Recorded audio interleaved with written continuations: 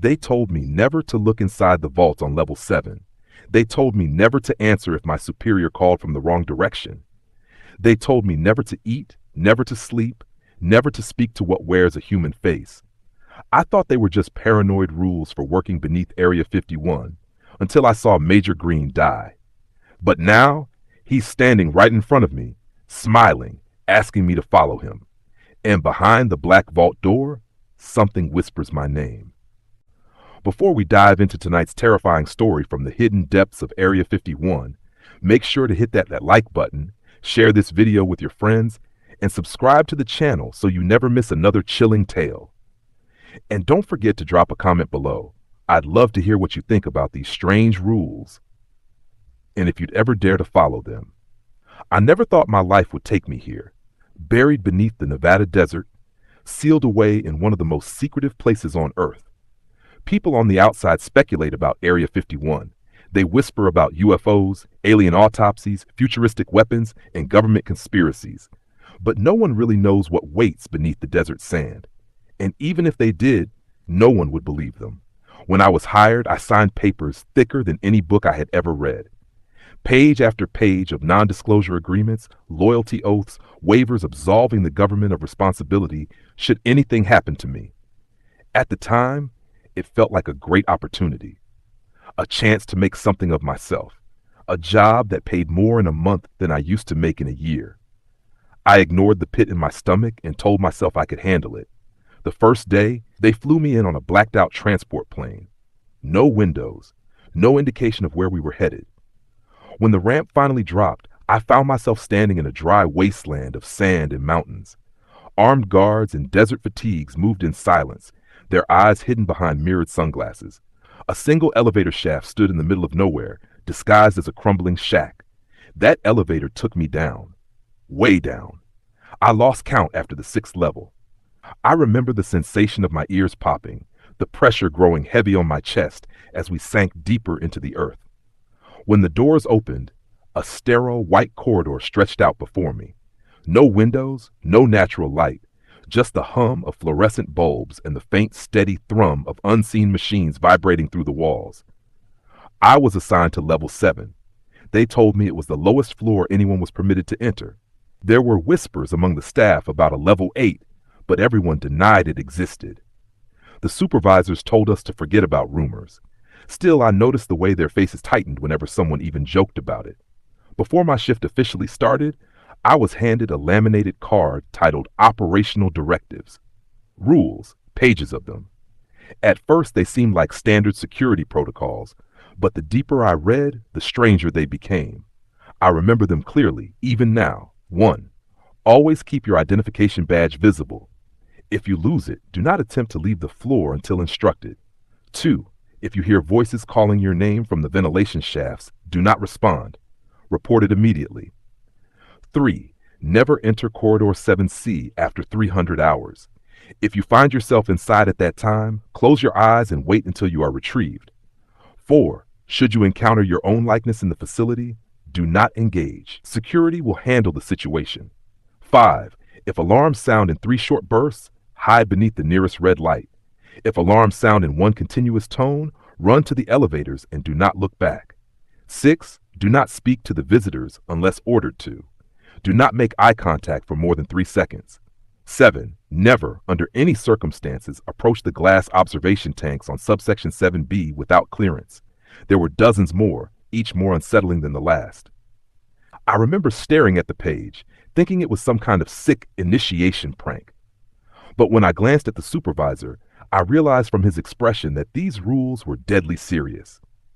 My first assignment was mundane, monitoring a control room filled with screens. Each screen displayed footage from different sections of Level 7. Corridors, labs, holding chambers. Most of the time, the monitors showed nothing but empty halls, scientists in white coats, or guards pacing their posts. But every so often, the camera would flicker, and for just a second, something wrong would appear. A shadow moving against the flow of the light. A figure standing too still. A pale face staring into the lens from just inches away, only to vanish when I blinked. I tried to convince myself I was imagining things, that the long hours underground were playing tricks on me. but the rules, they were always in the back of my mind. The first week passed in uneasy silence. I learned to navigate the sterile hallways, memorized the doors I was forbidden to enter, and became accustomed to the strange hum that never left the walls.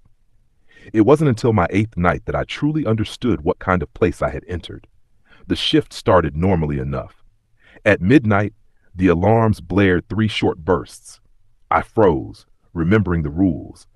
3 bursts meant hide beneath the nearest red light. I looked around frantically until I saw it, an emergency lamp glowing crimson at the far end of the hall. My heart pounded as I ducked beneath it, pressing my back against the cold wall. The hallway fell silent. The fluorescent lights above me flickered and died, leaving only the red glow washing over the corridor. The silence pressed down on me, heavy and suffocating.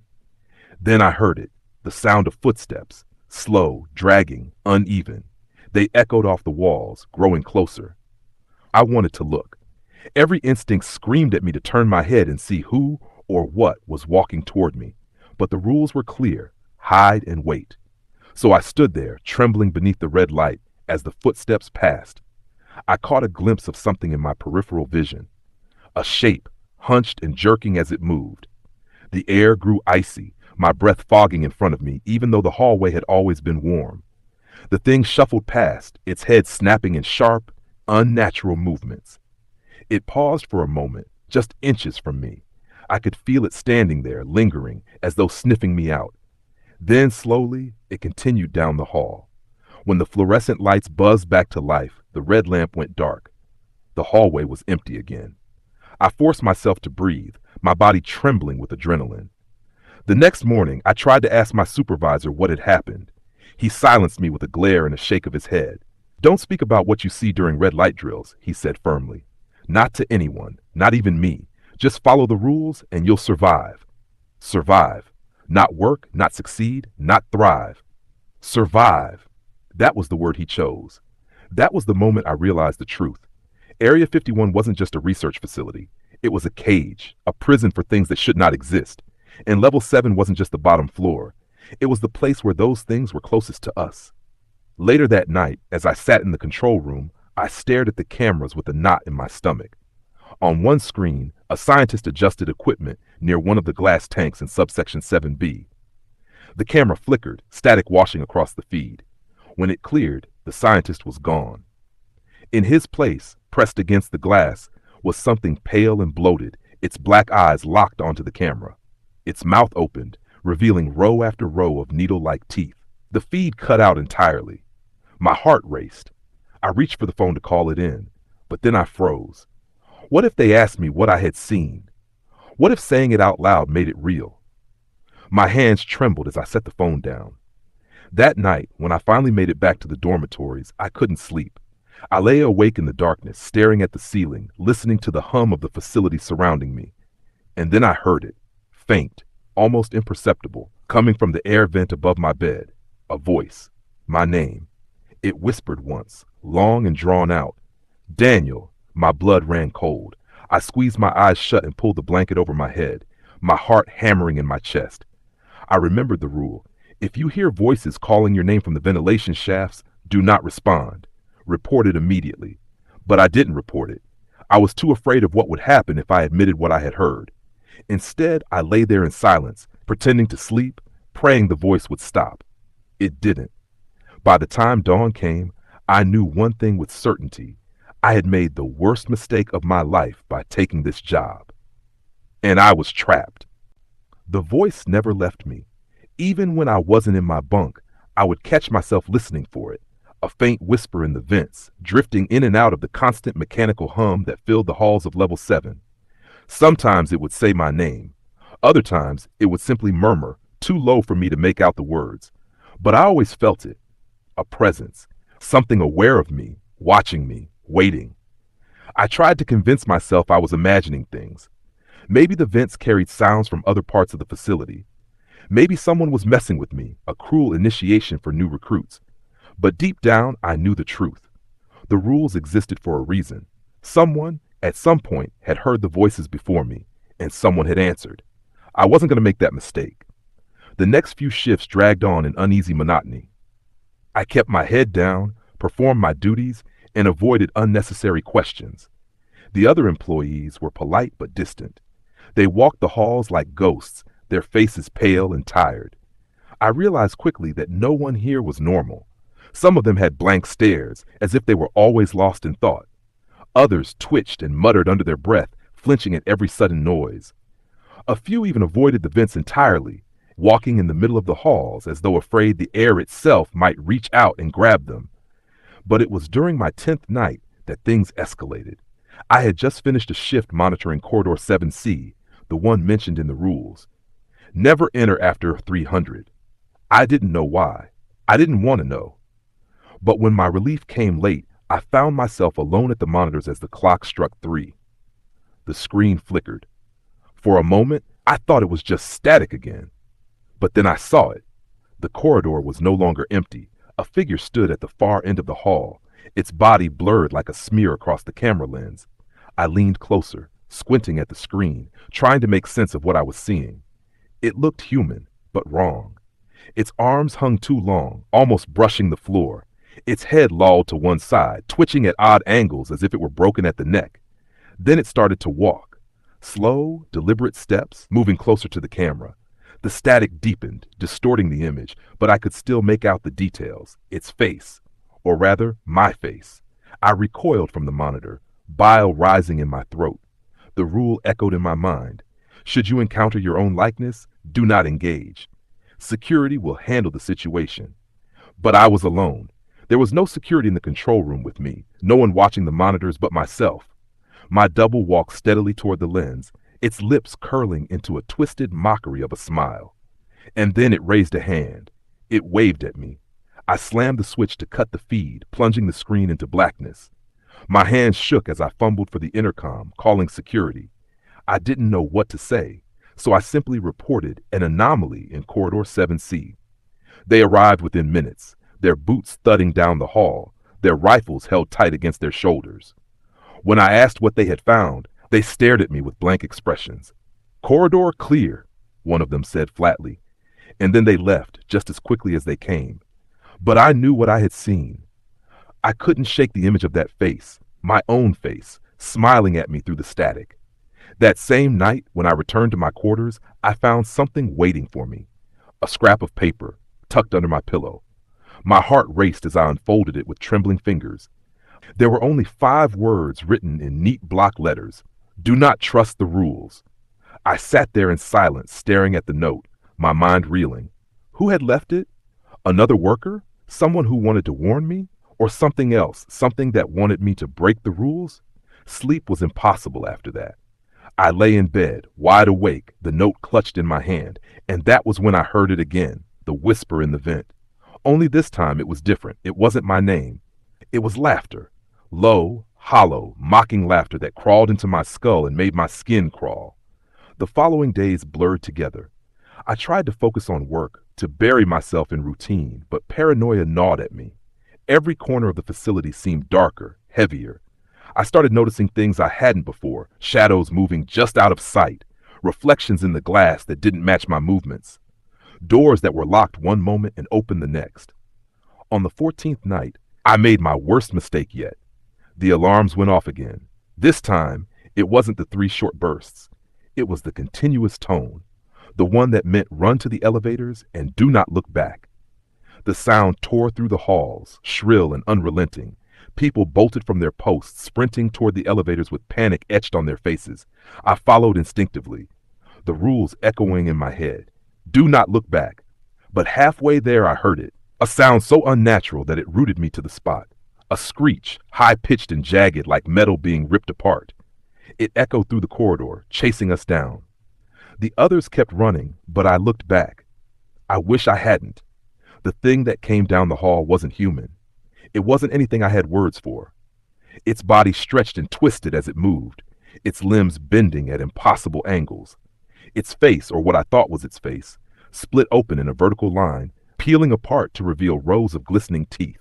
Its skin rippled as though something inside was trying to claw its way out. It saw me. Even as my body screamed at me to run, I was frozen, trapped in its gaze. The air around it seemed to shiver, the walls warping as it passed. And then it shrieked again. the sound ripping through my skull like a blade. Someone grabbed my arm, one of the guards. He yanked me forward, dragging me toward the elevator.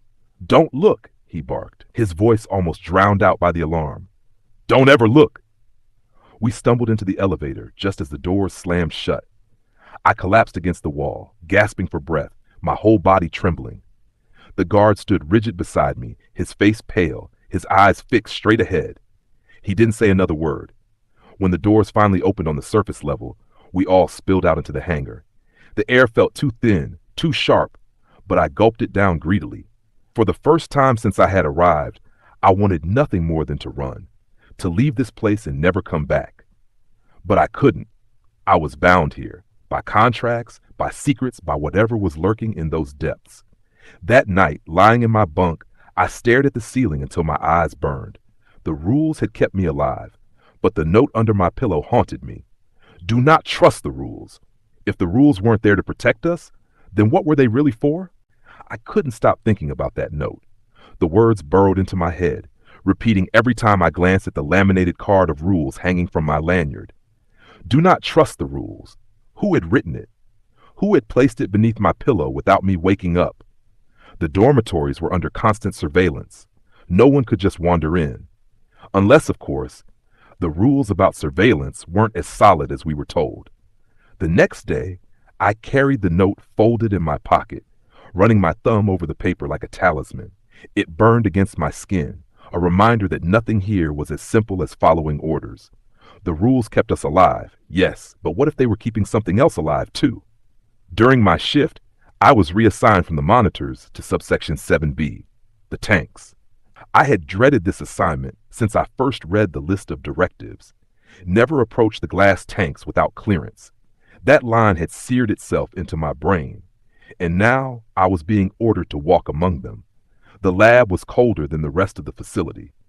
My breath fogged faintly in front of me as I entered, the metal grating beneath my boots rattling with each step. Rows of massive glass tanks stretched into the distance, each filled with a greenish fluid that shimmered in the sterile light. Shapes floated within. Some were small, no larger than a child, with elongated skulls and spindly limbs. Others were monstrous, their bodies bloated and twisted, their features a nightmare blur of human and animal. Some didn't move at all, suspended in eerie stillness. Others twitched faintly, their eyes rolling beneath closed lids as if caught in some endless dream. I forced myself not to stare, not to think too hard about what I was looking at. The scientists in white coats moved briskly between the tanks, jotting notes, adjusting controls, their faces set in blank professionalism. I trailed behind them, clutching my clipboard, pretending I belonged there. But then, one of the tanks near the back caught my attention. Unlike the others, its glass wasn't clear. It was fogged over from the inside, the condensation running down in streaks. As I passed, I felt a sudden urge, like a compulsion, to look closer. My body moved before my brain could stop it.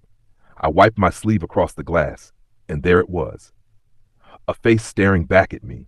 But not just any face, my own. I stumbled backward, the clipboard clattering to the floor. My double floated in the greenish liquid, eyes open, lips curled into that same twisted smile I had seen on the monitor days earlier. Its hand pressed against the glass, fingers splayed, mirroring mine. I couldn't move, couldn't breathe. The rules screamed in my head, do not approach the tanks, but it was too late. I was already there, already looking. The thing inside tilted its head, bubbles streaming from its mouth as it pressed harder against the glass. And then faintly, I heard it. Daniel. My name. Whispered, but not from the tank, from the vent above me. I bolted. I didn't stop running until I burst back into the corridor, my chest heaving, sweat freezing against my skin. I leaned against the wall, clutching my knees, trying to steady myself. The scientists hadn't even looked up. They had let me run, as if they already knew what I had seen. That night, I dreamed of drowning. Green liquid filled my lungs as my own face stared back at me from beneath the surface. When I woke, my throat burned, and the sheets were damp with sweat. The note still sat in my pocket. Do not trust the rules. I wanted to believe it was just a prank, a warning from some cynical employee trying to scare the rookie. But I couldn't shake the feeling that the rules weren't there to protect us at all. Maybe they were there to protect whatever was in those tanks. Days turned into nights, and my paranoia deepened. The whispers in the vents grew louder.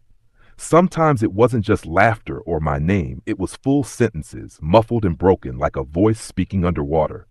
Let us out. You don't belong here. We are waiting. I stopped reporting them. What was the point? The supervisors didn't care. The guards didn't care. Everyone here was just trying to survive one more shift.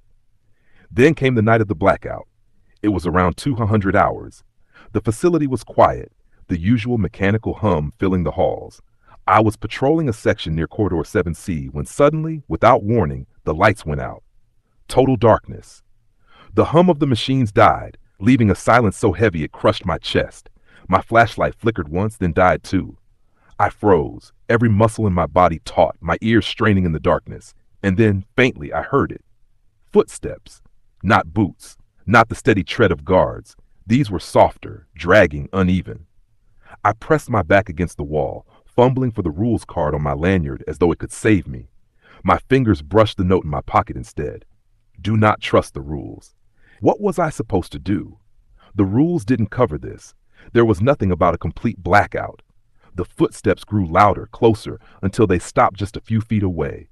I held my breath, heart hammering so loud I was sure it would give me away. Then in the pitch black, a voice whispered, "Daniel." It was my own voice. The lights flickered back on with a violent buzz, blinding me for a second. When my eyes adjusted, the corridor was empty. Or so I thought. At the far end of the hall, just before the lights stabilized, I saw it. A shape, a figure, my figure. Standing perfectly still, smiling that same awful smile. And then the lights returned to full brightness, and it was gone. The blackout lasted less than a minute, but it felt like hours. When the systems fully rebooted, an announcement crackled through the speakers. All personnel remain calm. Technical malfunction in level 7 power grid. Situation under control. But I knew it wasn't just a malfunction. That night, another note appeared under my pillow. This one read, "You are not supposed to be here." I stared at the words until my vision blurred. I didn't sleep at all. The next morning, I tried to ask around, casually, if anyone else had found strange notes. But the looks I got silenced me. One man simply shook his head and walked away. Another muttered something about level 8 before catching himself and falling silent. That was the first time anyone had admitted it out loud, that there was something deeper than level 7, something worse. And maybe, just maybe, that was where the notes were coming from.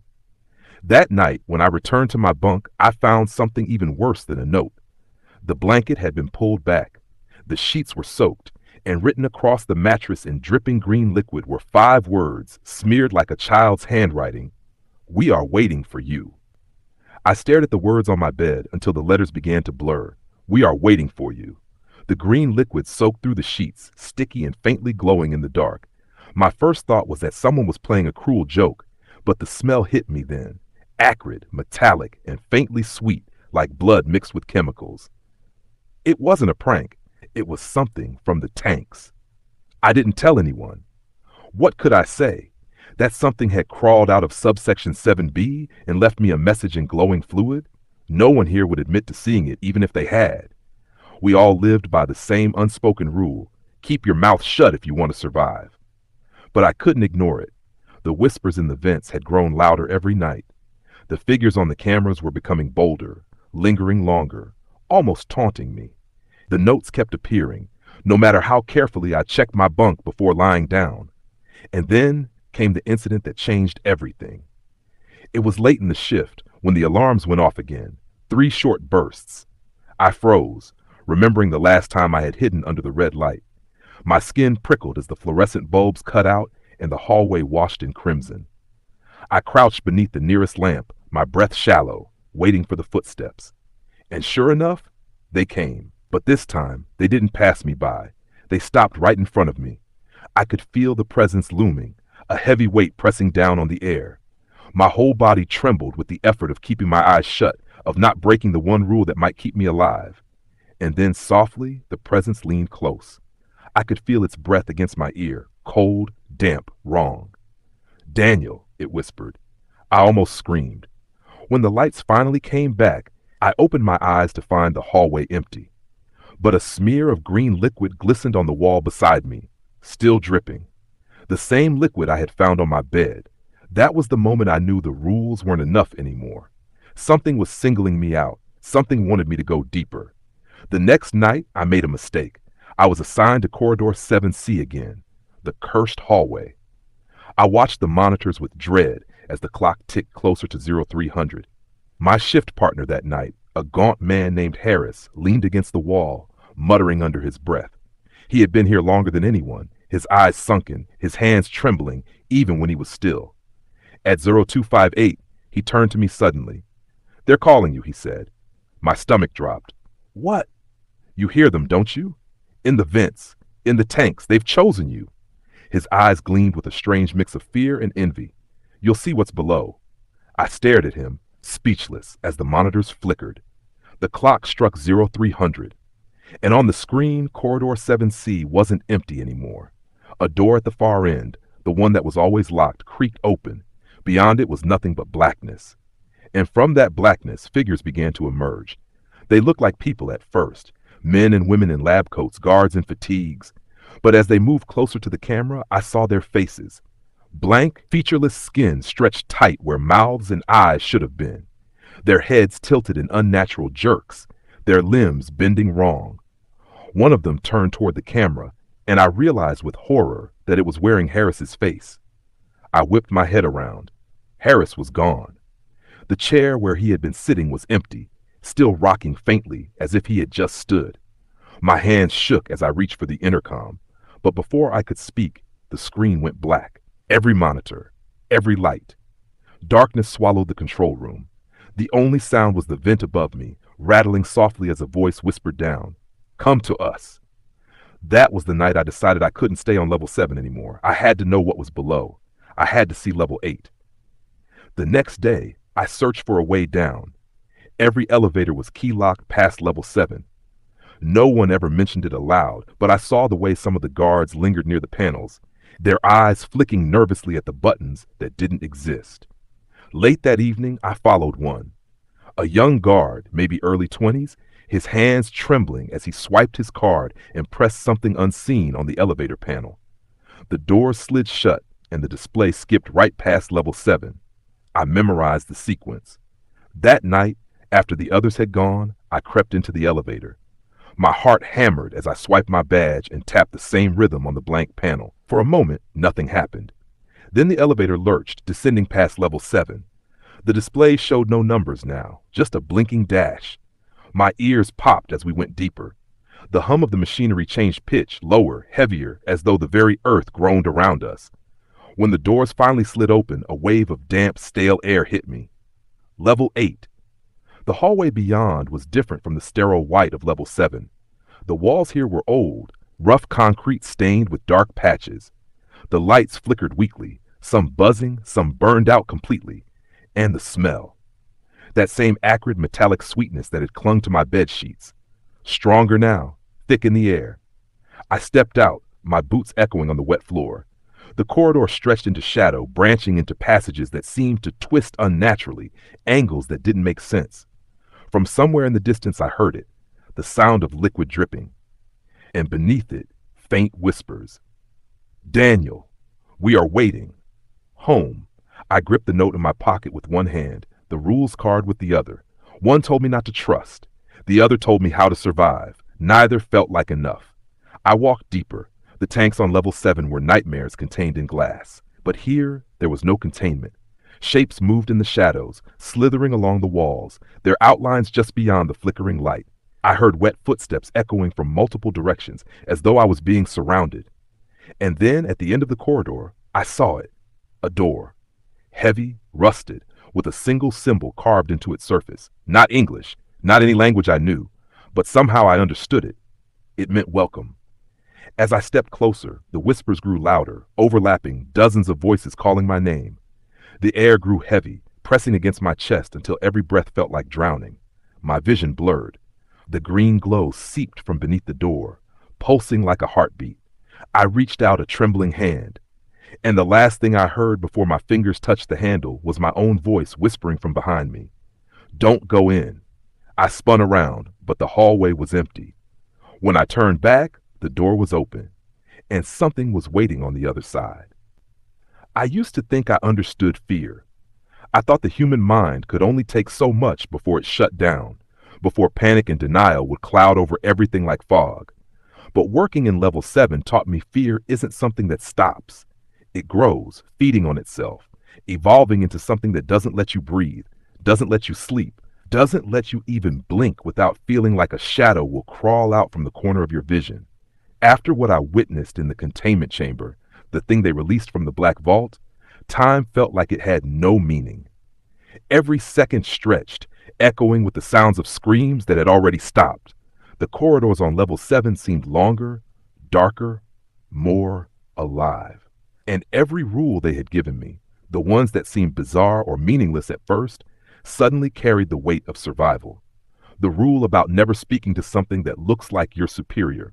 I thought it was paranoia. But after last night, I kept thinking about Major Green.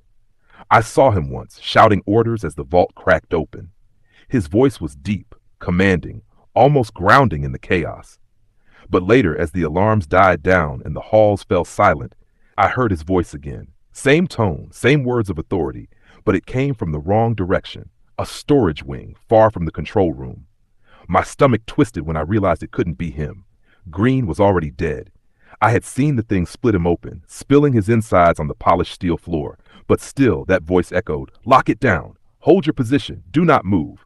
It was calm, confident, so convincing I almost obeyed. Almost. Instead, I ran. The corridors were suffocatingly quiet, except for my footsteps and the occasional buzzing of dying fluorescent lights overhead. Every few seconds, I thought I could hear something behind me, a scraping sound, like metal claws dragging across steel. But whenever I stopped, it stopped too. I stumbled into a break room, the kind with bolted down tables and vending machines filled with stale snacks. The overhead light flickered, throwing the room in and out of shadows. I pressed my back against the wall, clutching the emergency-issued flashlight I grabbed earlier, and tried to calm my breathing. That's when I saw the vending machine. Through the glass, behind the rows of candy bars and chips, a face stared back at me, pale, hollow-eyed. Its lips pressed against the inside of the glass as if it were suffocating, as if it had been crammed inside. I jumped, my flashlight beam shaking violently across the room, but when I blinked, it was gone. The snacks were lined up as normal, untouched. I remembered another rule then, one I hadn't thought much about until that moment.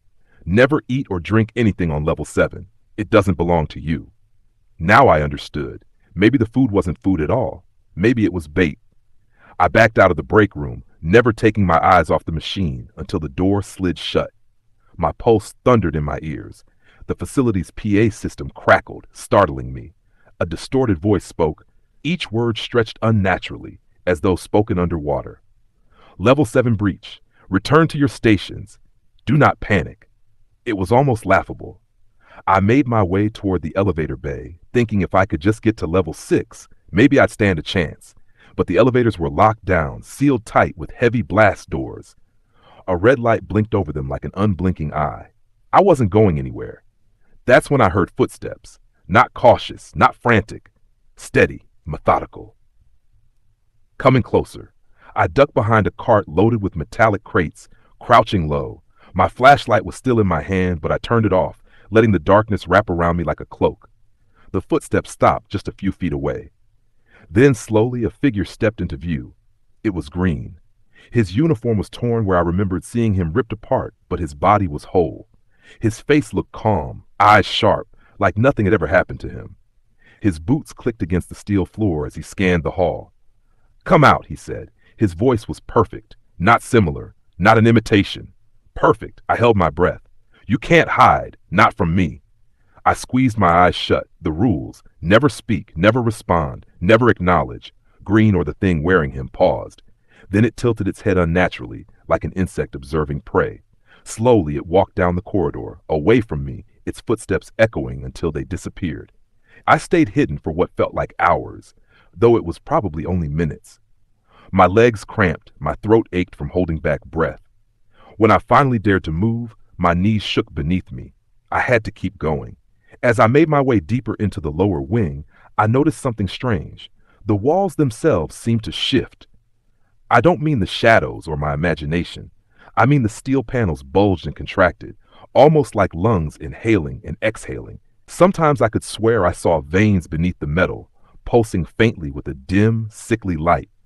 Level 7 wasn't just a place, it was alive. I stumbled into the research labs, rows of glass tubes lining the walls. Each one contained something different. Some were filled with murky fluid, others with twisted forms that looked half human, half wrong. One of the tubes held a creature that looked like it had been stitched together from multiple bodies, its limbs moving as if dreaming. As I passed, its eyes snapped open. I froze. The fluid bubbled violently, and its hand slammed against the glass. The sound was deafening, sharp cracks forming in the tube. I ran, heart pounding, not daring to look back, as the glass shattered behind me. The emergency light strobed red now, alarms wailing once more. But the alarm wasn't mechanical. It was organic, like a siren made of screams. Somewhere deep in the belly of Level 7, something had been released. Again, I found myself in front of the black vault doors, the same doors they had opened when Green died. Only now they weren't closed. They hung ajar, just a few inches, but enough for cold air to seep out, carrying a smell so foul it burned my lungs. Every instinct screamed at me to run the other way. But I also knew something important. The exits were sealed, the elevators dead, the guards either slaughtered or replaced. The only answers lay behind that door. I stepped closer. The air grew heavier, pressing against my skin like invisible hands. My flashlight flickered, then died completely. In the pitch black, I heard whispers, not from one voice, from hundreds, male, female, young, old. They overlapped, tangled, some speaking English, others languages I didn't recognize. Some didn't even sound human. Then, all at once, they stopped. A single voice remained, calm, familiar. It was my own. Welcome home. My blood ran cold. I stumbled back, tripping over myself, but before I could flee, the vault door creaked wider. A hand, if you could call it that, slipped through the gap. Long, bone-white fingers, too many joints, too many claws. The skin stretched thin, almost translucent, veins glowing faintly beneath it. The whispers surged again, louder, clawing at the inside of my skull. I turned and ran, not knowing where my legs would take me, just knowing I had to get away. My lungs burned, my vision blurred, but I didn't stop. Because something had just woken up in Level 7, and it wanted me. I don't remember how long I ran. The corridors twisted endlessly, some looping back on themselves, others ending in walls that hadn't been there before. Level 7 seemed to rearrange itself as if the place were alive, reshaping its steel arteries to trap me inside. My lungs burned, my throat raw, my legs trembling, but still I forced myself forward because I knew what waited behind the black vault door, and it was following. The whispers hadn't stopped since the door cracked open. They were louder now, crawling into my skull, overlapping until they drowned out my own thoughts. Some begged, some screamed, some laughed in a way that made bile rise in my throat. But the worst voice was still my own, echoing back at me from every shadow. Sometimes it mocked me, sometimes it comforted me. But always, always, it guided me closer to the heart of the facility like an invisible leash. I burst into the central control chamber, the one room I thought might still offer safety. Dozens of monitors lined the walls, each showing different parts of Level 7. Some halls were empty. Others showed shadows moving where no one should be. One screen flickered to life, showing me my exact position in the control chamber, crouched and shaking. Then, as I stared, the figure on the screen smiled. I wasn't smiling. The lights overhead buzzed, then cut out entirely, plunging the room into darkness. The only glow came from the monitors, their sickly blue light flickering across my skin. On one of them, I saw Green again. He was standing in the hall outside, looking directly into the camera. His lips moved, but no sound came through. Then in unison, every screen displayed the same thing, my face, pale and gaunt, eyes wide with terror. And all of them whispered in perfect harmony, "You don't belong here." I staggered back, clutching at my ears, though I knew it was useless. The whispers weren't coming from outside anymore. They were inside me, filling the hollow spaces of my mind. Something moved in the dark behind me. I turned, flashlight flickering weakly to life just in time to catch a glimpse of it. Not Green, not a guard, not even something pretending to be human. It was the hand from the vault. but now fully revealed. The thing was impossibly tall, its limbs elongated, bending wrong at every joint. Its skin was stretched thin, glowing faintly with veins of blue light. Where its face should have been, there was nothing but shifting darkness, like a void wearing flesh. And yet when it spoke, it was my voice again. "You opened the door," it said. "You let me out." My knees nearly gave way. "No," I whispered, though I knew better than to speak. But it was too late. The thing tilted its head, the darkness where its face should be rippling. "You broke the rule." I ran again, but this time it didn't chase me. It didn't need to. Every corridor I fled down bent back toward it. Every door that should have opened slammed shut.